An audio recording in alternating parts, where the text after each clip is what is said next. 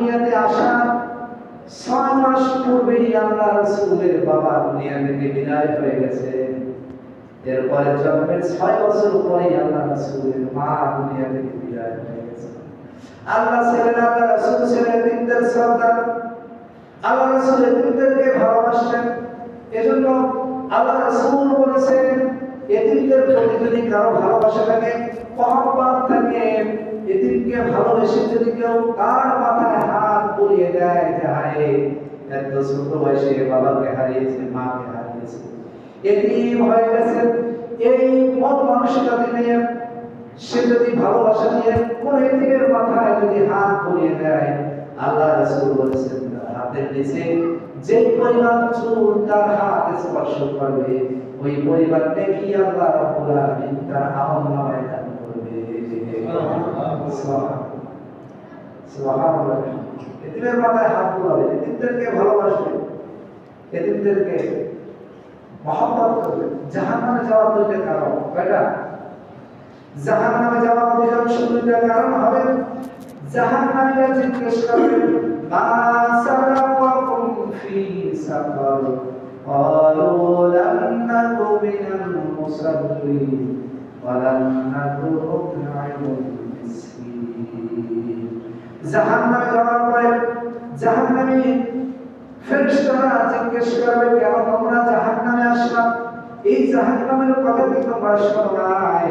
তখন জাহান্নামী মার খাওয়ার পরে, জাহান্নামী শাস্তি ভোগ করার পরে জাহান্নামীরা বলবে ক্বালু লাম নাকু মিনাল মুসাল্লিন ওয়া লাম নাকু নুত'ইমুল মিসকিন। এক নাম্বার কারণ হলো আমি নামাজকে আদায় করি নাই, 2 নাম্বার কারণ হলো এতিম মিসকিনদেরকে আমি খাবার দিই নাই, এতিমদেরকে খাওয়াই নাই, যার কারণে আমি আজকে জাহান্নামে প্রবেশ করে গেলাম। এজন্য জাহান্নামে যারা যাবে প্রধানত 2টা কারণ, সেটা হলো 1 নম্বর হলো যারা নামাজ পড়বে না, 2 নম্বর হলো যারা এতিমদেরকে খাবার দেবে না, মিসকিনদেরকে খাবার দেবে না, তারা জাহান্নামে যাবে। তারা বিরাট খাবার পাবে, তারা পাবে। এরপরে সূরা মাউনের ভিতরে আল্লাহ রাব্বুল আলামিন বলেছেন আরাআইতাল্লাযী ইউকাযযিবু বিদ্দীন ফাযালিকাল্লাযী ইয়াদউল ইয়াতীম। আল্লাহ বলেছেন আপনি কি দেখেন না সেই সব মানুষদেরকে যারা ওই বিচার দিবসকে অস্বীকার করে। এরপরে যখন আল্লাহ বলেছেন কারা বিচার দিবসকে অস্বীকার করে, কারা বিচার করে, আরাআইতাল্লাযী ইউকাযযিবু বিদ্দীন ফাযালিকাল্লাযী ইয়াদউল ইয়াতীম। যে সব মানুষেরা এতিমদেরকে ধাক্কা দিয়ে বের করে দেয়, এতিমদেরকে মহব্বত করে না, স্নেহ করে না, ভালোবাসা দেয় না, এতিমদের প্রতি তাদের হৃদয় কাঁদে না, যারা এতিমদের প্রতি সদয় হয় না, ওই সব মানুষরাই কিয়ামতের দিবসকে অস্বীকার করে। এরা কি করে? কিয়ামতের দিবসকে অস্বীকার করে। এজন্য 4 নম্বর যে হক, সেটা হলো আপনাকে এতিম এবং মিসকিনদের হক আদায় করতে হবে, তাদেরকে ভালোবাসতে হবে। 5 নম্বরের হক হলো ওয়াল জারি যিল কুরবা ওয়াল জারি আল্লাহ রাব্বুল আলামিন বলেছেন প্রতিবেশী, নিকটতম প্রতিবেশী এবং দূরবর্তী প্রতিবেশী যারা আছে তাদের হক আদায় করো। নিকটতম প্রতিবেশী এবং দূরবর্তী প্রতিবেশী। প্রতিবেশীর ব্যাপারে আল্লাহ রাসূল বলেছেন, প্রতিবেশীর ব্যাপারে জিবরাইল আলাইহিস সালাম আমাকে এত সতর্ক করেছেন, এত ভাবে প্রতিবেশীর ব্যাপারে আমার কাছে এসে বলেছেন, আমি মনে করেছি আমার ওয়ারিসের ভিতরে জানি আল্লাহ প্রতিবেশীকে ওয়ারিস ঢুকিয়ে দেয়। আমার যে ওয়ারিস রয়েছে, জমি জমা টাকা পয়সার মালিক, প্রতিবেশীদেরকে ওখানে টাকা পয়সার মালিক বানিয়ে দেয়। এরকম আশঙ্কা করেছেন আল্লাহ রাসূল। আল্লাহ রাসূল বলেছেন আল্লাহু লা ইউমিন, আল্লাহু লা ইউমিন, আল্লাহু লা ইউমিন। কিনা মানে ইয়া রাসূলুল্লাহ সাল্লাল্লাহু আলাইহি ওয়াসাল্লাম। আল্লাহ রাসূল বলেছেন তারা মুমিন নয়, আল্লাহর কসম তারা মুমিন নয়, আল্লাহর কসম তারা মুমিন নয়, আল্লাহর কসম তারা মুমিন নয়, ঈমানদার নয়। সাহাবারা জিজ্ঞেস করলেন কি লামা ইয়া রাসূলুল্লাহি, কারা মুমিন নয় জানতে পারি? আল্লাহ রাসূল বললেন ক্বালা আল্লাযী ইউমানু জারুহু। আল্লাহ রাসূল বললেন ইউমানু জারুহু বাকিয়াহু, যে সব মানুষেরা প্রতিবেশীর হককে বিনষ্ট করে ফেলে, যে সব বান্দারা প্রতিবেশী যার হাত থেকে, যার মুখ থেকে, যার কথা থেকে, যার প্রতিবেশী নিরাপদ নয়, আল্লাহ রাসূল বলেছেন ওই সব মানুষেরা ইমানদার নয়। কে বলেছে? যার অনিষ্ট থেকে, যার ক্ষতি থেকে আপনার প্রতিবেশী নিরাপদ নয়, আপনার কথা থেকে প্রতিবেশী নিরাপদ নয়, আপনার হাত থেকে আপনার প্রতিবেশী নিরাপদ নয়, এরকম যদি হয়ে থাকে আল্লাহ রাসূল বলেছেন ওই মানুষের ইমানদারিত্ব দাবি করার তার কোনো এখতিয়ার নাই, সেই ইমানদার নয়, সে মুমিন না। এজন্য আল্লাহ রাসূল বলেছেন যে ব্যক্তি প্রতিবেশীর কাছে খুব ভালো, যার প্রতিবেশী বলে ওই ব্যক্তি খুবই ভালো, আমার প্রতিবেশী খুবই ভালো, আল্লাহ রাসূল বলেছেন ওই বান্দা এবং ওই বান্দি আমি আল্লাহর কাছে সবচেয়ে প্রিয়। সুবহানাল্লাহ। যে বান্দা প্রতিবেশীর কাছে ভালো, প্রতিবেশীর কাছে প্রিয়, ওই বান্দা ওই বান্দি আল্লাহর কাছে প্রিয়। আর যে বান্দা বান্দি প্রতিবেশীর কাছে ভালো নয়, প্রতিবেশীর কাছে প্রিয় নয়, প্রতিবেশীর মহব্বতের পাত্র হতে পারে না, আল্লাহ রাসূল বলেছেন ওই বান্দা ওই বান্দি আল্লাহর কাছে প্রিয় হতে পারবে না।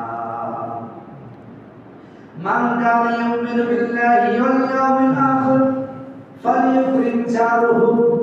আল্লাহ রাসূল বলেছেন যে সব বান্দা বান্দীরা কিয়ামতের দিনকে স্বীকার করে এবং যারা মান কানা ইউমিনু বিল্লাহি, যারা আল্লাহর প্রতি ঈমান আনে, ওয়াল ইয়াউমিল আখির, এবং যারা আখিরাতের প্রতি বিশ্বাস স্থাপন করে, ফালিয়ুকরিম জারুহু। আল্লাহ রাসূল বলেছেন তারা যেন তার প্রতিবেশীর সাথে সবচেয়ে উত্তম আচরণ করে, সম্মান তার প্রতিবেশীদের বিকাশ করে, জারুহু, তারা তাদের প্রতিবেশীর সাথে সম্মান সূচক আচরণ করে। আমরা করি সম্মান দেই প্রতিবেশীদেরকে, আর বাবু প্রতিবেশীর সাথে একটু সুখ খসতি ঝগড়া ফেসাদের আর কোনো অভাব থাকে না। ঝগড়া ফেসাদ আমাদের এমন হয় প্রতিবেশীর কথা বাদ দেন, আপন ভাইয়ের সাথে সম্পর্ক আমাদের ভালো থাকে না, থাকে নাকি? পারো না ভাই একবারে লিখে আছে বল একটা দিয়ে সে মাঝখান দিয়ে ধর ভাই চেহারাও না থাকতে পারে, বাদিদার চেহারাও যেমন না দেখা যায়, মাঝখান দিয়ে একটা ওয়াল দিয়ে প্রতিবেশী হয়ে তার বলাই না। এই জন্য আল্লাহ রাসূলের কাছে আর আমি হুরায়রা রাদিয়াল্লাহু তাআলা আনহু قال رجل يا رسول الله صلى الله عليه وسلم, হযরত আবু হুরায়রা রাদিয়াল্লাহু তাআলা আনহু থেকে হাদিসটি বর্ণিত, এক ব্যক্তি রাসূলের কাছে এসে বলল ইয়া রাসূলুল্লাহ সাল্লাল্লাহু আলাইহি ওয়াসাল্লাম, ইন্না ফুলানাতা ইযকারু মিন কাসরাতি সালাতিহা সাদাকাতিহা সিয়ামিহা গায়রা আন্নাহা তুজি জিরাতুনা বিলিসানিহা। আল্লাহ রাসূলের কাছে বলল ইয়া রাসূলুল্লাহ, একটি ধনাঢ্য মহিলা, প্রসিদ্ধ এক মহিলা, পরিচিতি বিখ্যাত মহিলা, খুব দান করে, সদকা করে এবং যাকাত দেয়, শ্রম পালন করে, সালাত আদায় করে এবং অধিক পরিমাণে রোজা রাখে, অধিক পরিমাণে জিকির করে। ওয়াইলা আন্নাহা তুজি জিরানুহা, কিন্তু তার প্রতিবেশীর সাথে বিলিসানিহা, তার প্রতিবেশী তার হাত থেকে, তার জবান থেকে তার প্রতিবেশী নিরাপদ নয়। আল্লাহ রাসূল বললেন ক্বালা হিয়া ফিন্নার, ও যদি নামাজ পড়ে, অধিক নামাজ পড়ে, অধিক রোজা রাখে, অধিক সাদকা করে, এরপরেও আল্লাহ রাসূল বলেছেন তার প্রতিবেশীর সাথে যদি সে খারাপ আচরণ করে, ভালো আচরণ না করে, আল্লাহ রাসূল বলেছেন তাহলে ক্বালা হিয়া ফিন্নার, ওই মহিলা আল্লাহর জাহান্নামে চলে যাবে। কোথায় যাবে? জাহান্নামে চলে যাবে। অধিক নামাজ পড়লো, অধিক পরিমাণে সাদকা করলো, অধিক পরিমাণে রোজা রাখলো, কিন্তু সে প্রতিবেশীর সাথে ভালো আচরণ করলো না, আল্লাহ রাসূল বলেছেন সে জাহান্নামে চলে যাবে। ওই সাহাবীরা মহিলার কথা বলল, ইয়া রাসূলুল্লাহ ইয়া হাবিবাল্লাহ, অমুক মহিলা কিন্তু বেশি দান করতে পারে না, বেশি সাদকা করতে পারে না, বেশি রোজা রাখতে পারে না, কিন্তু তার প্রতিবেশীর সাথে সে ভালো আচরণ করে, ভালো ব্যবহার করে। আল্লাহ রাসূল বলেছেন ক্বালা হিয়া ফিল জান্নাহ।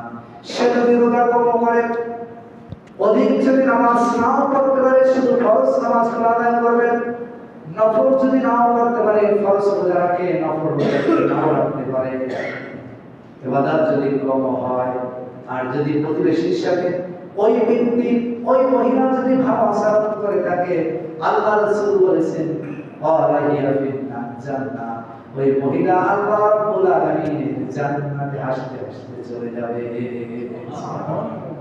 এজন্য প্রতিবেশীর সঙ্গে ভালো আচরণ করতে হবে।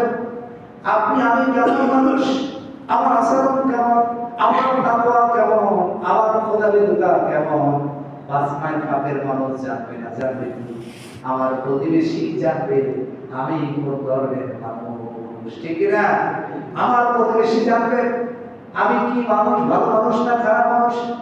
আমি যতই জুব্বা গায়ে দেই, যতই টুপি লাগাই, আপনার সুরমা লাগাইয়া, যতই পাগড়ি টুপি মাথায় দিয়া, ঘন্টা দিয়া, রাস্তা দিয়া হাঁটি, আমার হাত দ্বারা যদি প্রতিবেশী নিরাপদ না হয়, আমার এই পাগড়ি জুব্বার ঘন্টা কাজে লাগবে না। আল্লাহ রাসূল বলেছেন আল মুসলিমু মান সালিমাল মুসলিমুনা মিন লিসানিহি ওয়া ইয়াদিহি।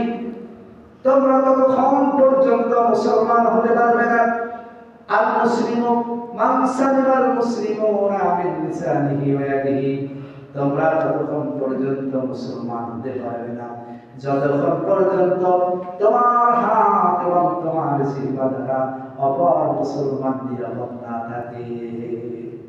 তোমার হাত দ্বারা, তোমার জবান দ্বারা, তোমার কর্মকাণ্ড দ্বারা, তোমার আচরণ দ্বারা যতক্ষণ পর্যন্ত আমার একজন মুসলমান ভাই নিরাপদ বোধ না করবে, ততক্ষণ পর্যন্ত মুসলমানিত্ব দাবি করতে পারবে না। আমরা তো সকলেই মুসলমান, ঠিক না?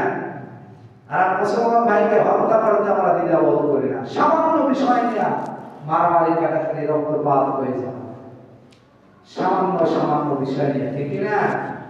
আরে মুসলমান, এজন্য সম্মানিত ভাইরা, প্রতিবেশীর সহিত আমাদেরকে কোমল হৃদয় হতে হবে। কোমল হৃদয়ে তাদের প্রতি আমাদের ভালোবাসা দেখাতে হবে, তাদের সঙ্গে ভালো আচরণ করতে হবে। আল্লাহ রাসূল বলেছেন, হযরত আনাস রাদিয়াল্লাহু তাআলা থেকে হাদিসটি বর্ণিত, যে তুমি যখন তরকারি রান্না, তখন তোমার তরকারিতে একটু ঝোল বাড়িয়ে দাও। কি করো? ঝোল বাড়িয়ে দাও। আল্লাহ রাসূল এই কথা বলার পর সাহাবীরা বলে, ইয়া রাসূলুল্লাহ, কেন ঝোল বাড়িয়ে দেবে? কাজ কি? এর ফায়দা কি? আল্লাহ রাসূল বললেন, জন্য ঝোল বাড়িয়ে দেবা, তোমার যে প্রতিবেশী আছে, এই প্রতিবেশীকে তুমি একটু ঝোল দিয়া হলেও তাকে সাহায্য করো, প্রতিবেশীর হক আদায় করো। বলতে পারে এই ঝোলের কারণেই কিয়ামতের ময়দানে আল্লাহ রাব্বুল আলামিন তোমার নাজাতের ব্যবস্থা করে দিতে পারে। আল্লাহ রাসূল এটাও নিষেধ করেছেন, যদি ঝোল দিতে না পারো, ভালো খাবার দিতে না পারো, তোমার ভালো ভালো খাবারের উচ্ছিষ্ট তোমার প্রতিবেশী সন্তানকে দেখিয়ে কষ্ট দিও না। আমরা অনেক সময় হয় না, অনেক সন্তানেরা ভালো খাবার খাইতে পারে না, গরু গোশত খাইতে পারে না, ফলমূল খাইতে পারে না। আমরা কি করি? আমরা ফলমূল জমের খাওয়া খাই, প্রতিবেশীকে বলেও দেই না, কিন্তু খাওয়ার পরে ছোলা, এই যে গোশতের হাঁটি গুটি প্রতিবেশী বাড়ির সম্মুখে নিয়ে ফেলাই রাখলাম। এই যে তার ছোট ছোট বাচ্চা আছে, এই বাচ্চাগুলো ফলের পোশাকগুলো দেখে, গোশতের হাঁটিগুলো দেখে তাদের অন্তরের ভিতরে একটা ব্যথা হলো, তাই না? ছোট বাচ্চারা কি বোঝে যে আমার বাবার কাছে টাকা নাই, কি দিয়ে বেটা? তো তারা বোঝে না, বোঝে কিন্তু তাদের তো খাওয়ার আগ্রহ জানে না। এই জন্য আল্লাহ রাসূল বলেছেন, খবরদার, তোমাদের ভালো খাবারের উচ্ছিষ্ট দিয়া তোমাদের প্রতিবেশী সন্তানদেরকে তোমরা কষ্ট দিও না। আল্লাহ রাব্বুল আলামিন আমাদের সকলকে সকলের হক আদায় করার তৌফিক দান করুন।